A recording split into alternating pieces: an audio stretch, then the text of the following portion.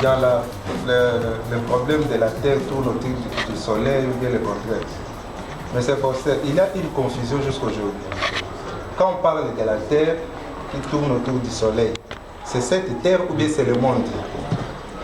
Parce que s'il faut considérer... Est-ce que je peux continuer?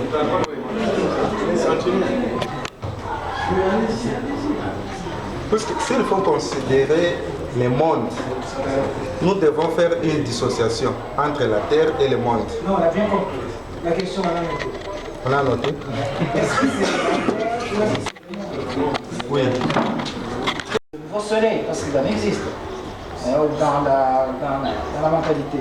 Alors, on verra bien quel groupe de planètes tourne autour de quel groupe d'étoiles. Voilà. Mais c'est en train de... On est en train de chercher. Voilà. Un chercheur, c'est celui qui cherche, même l'inutile. Il ne faut pas. Il ne faut même pas poser la question. Parce que ce n'est pas une question positiviste. On n'a pas encore atteint. Mais non, il n'y a pas question d'atteindre. On cherche. C'est sans fin. Tant que vous avez de l'intelligence, on cherche. Alors vous dites, est-ce qu'on n'a pas encore atteint? Ça veut dire que dans votre tête, il faut qu'il y ait une limite. Non, il n'y a pas de limite. C'est infini. Enfin, mais il n'ose même pas dire que c'est infini. Le positiviste n'ose pas dire que c'est infini. Pourquoi? Continuez à chercher. Pourquoi? On découvre encore des choses. Il y a des choses qui se trouvent. On découvre encore des choses. Vous allez peut-être me rire, je dis peut-être. Hein? Mais on va continuer. Vous acceptez de mourir? Derrière. Comment est-ce que l'esprit humain dit, et ce qu'il dit est une connaissance du réel? Là, vous avez plusieurs entrées, suivant que vous êtes dans tel ou tel cadre. L'économie, c'est une gestion. Vous savez d'où ça vient, l'économie? Quand on me dit l'évolution de la langue, l'économie, ça vient de quoi? L'économie. Vous, monsieur l'économiste. Oui, vous êtes chercheur en économie. Bien entendu. Mais c'est quoi l'économie? Définissez-moi l'économie. Mais quand on parle d'économie, ça peut vaste, on peut faire allusion à la micro, à la macro. Non. Définissez-moi le concept. Définissez-moi le concept. Le concept de l'économie, c'est une science qui étudie tous les éléments agrégationnels ou macroéconomiques. Non. Ça, ce n'est pas le concept. Ça, c'est l'évolution, la dégradation du concept. Oui. Le concept primordial, c'est quoi? La définition de l'économie, s'il vous plaît. Oui. C'est le comportement de l'homme face aux multiples besoins avec un revenu bien déterminé. Ben, j'aurais souhaité que vous me disiez ce que cela veut dire. Parlez en français pour me... Donnez-moi un terme en français pour m'expliquer ce que c'est que l'économie. Parce que vous savez bien, l'économie, ce n'est pas un mot. Ce n'est pas un mot français, vous le savez très bien. C'est la science de la production.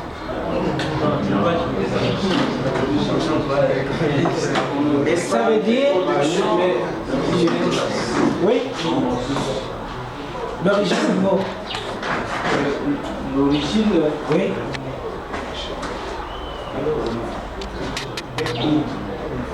C'est oikos. Nomos. Ça veut dire oikos. Nomos, c'est l'organisation de la maison.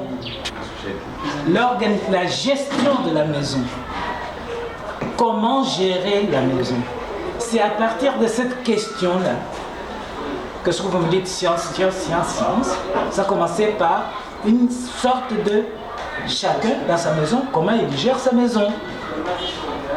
Et on est parti de cette économie-là jusqu'à devenir l'économie politique. C'est presque une contradiction dans les termes. L'économie politique, de quelle manière, de quel droit est-ce que la politique doit empiéter sur ma manière de l'organiser chez moi? Et une fois que les économistes ont accepté, ce qu'on appelle plus tard, les économistes sont tous des philosophes d'ailleurs, et ils ont eu à s'allier dans telle ou telle doctrine, KNS, telle. Voilà. Et puis, ils imposent maintenant sur les autres leur manière de voir les choses extra-maison. Mais il fallait tout au moins faire un peu la pratique de Rousseau qui disait il faut au moins qu'on se mette ensemble et qu'on écoute chacun pour commettre une sorte de contrat social de sorte que l'économie politique soit aussi l'économie sociale et l'économie humaine. Moi, tout ce que je peux vous dire, c'est cela.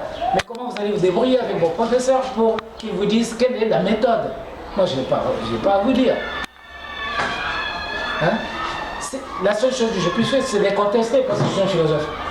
Je peux contester, mais je n'ai pas à vous dire laquelle. Maintenant, vous me dites la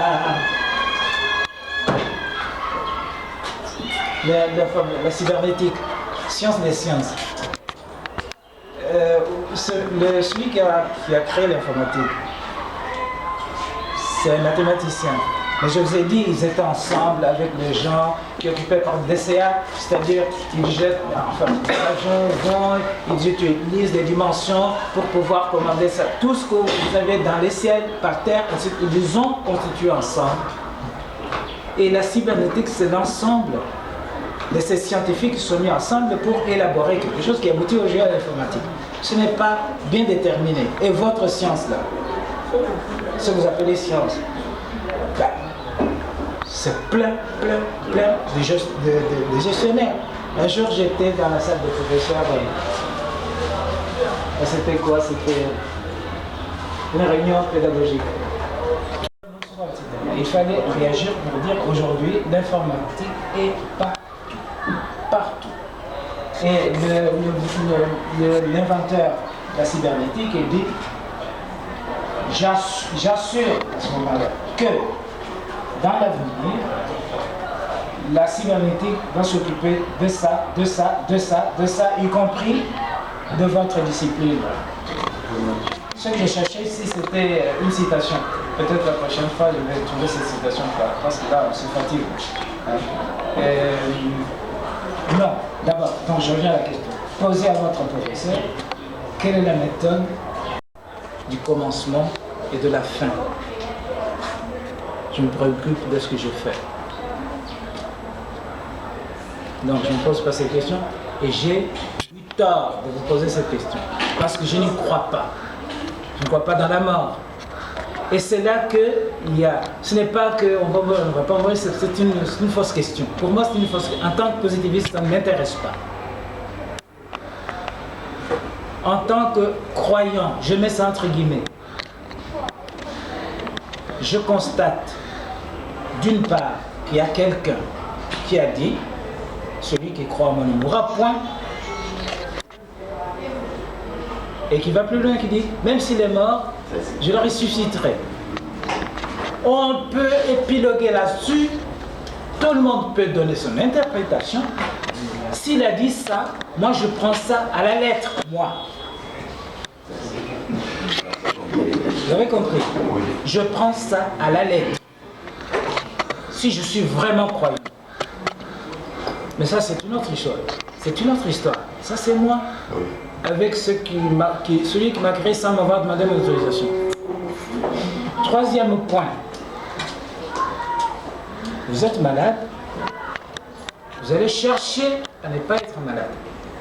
Donc, ça veut dire qu'il n'y a personne qui aime mourir. Ben, autant tout simplement vous laisser malade et puis mourir. Mais pourquoi vous allez chercher le pharmacien, tel, le médecin, etc. Pourquoi? J'ai un peu flirté avec cette histoire de Galilée, qui avait peur de mourir, mais qui est mort quand même. Pourquoi ne pas dire la vérité à cette période-là? Ah, et pourtant, il tourne. Mais bien sûr, pourtant, il tourne. Dis-le. On va te mettre à l'échafaud, tu vas mourir, c'est tout. Donc, nous avons des éléments dans l'existence qui montrent que personne ne veut mourir comme chantait l'autre. Tout le monde veut aller au ciel, mais personne ne veut mourir. Comme chantait ce Walter Varro. Je réfléchis sur la méthodologie C'était une conférence adressée aux chercheurs du centre, parce qu'en fait, comme chercheurs, ils ont besoin d'obtenir certains résultats et ils ne peuvent les obtenir qu'en appliquant une méthode éprouvée. C'est ainsi que il fallait leur dire quelques mots sur la place qu'occupe la méthodologie en philosophie. Chercheurs au centre de recherche ici, et les étudiants de première, deuxième, troisième année, si vous voulez, enfin les étudiants de façon générale, à pouvoir faire leur recherche normalement, suivant la déontologie, suivant les règles. Vous avez discuté à propos de quel thème? Vous avez discuté à propos de quel thème? Le thème général aujourd'hui c'était histoire et méthodologie des sciences. Méthodologie des sciences. Histoire et méthodologie des sciences. Voilà. Vous pouvez nous définir quelle est la méthodologie? Définissez-moi la méthodologie. Méthodologie, ça veut dire la voie à suivre pour faire des recherches scientifiques. C'est-à-dire, d'une façon générale, voilà. Nous sommes en face du réel. Hein? Comment est-ce que l'esprit humain accède à ce réel? Est-ce qu'il y a une méthode, il y a une manière d'y accéder? Ou est-ce que il va au hasard? Comment est-ce qu'on peut, on peut savoir? Ça, c'est le gazou. On le sait par pratique, par quelle pratique. Donc, à plus forte raison, quand on fait une recherche sur tel ou tel domaine, il faut absolument qu'on applique une voie.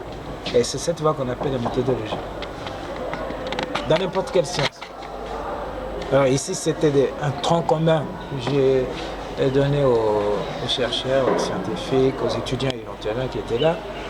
Un tronc commun pour que la science ou la recherche qu'ils font soit vraiment une science ou une recherche digne de ce nom. Alors,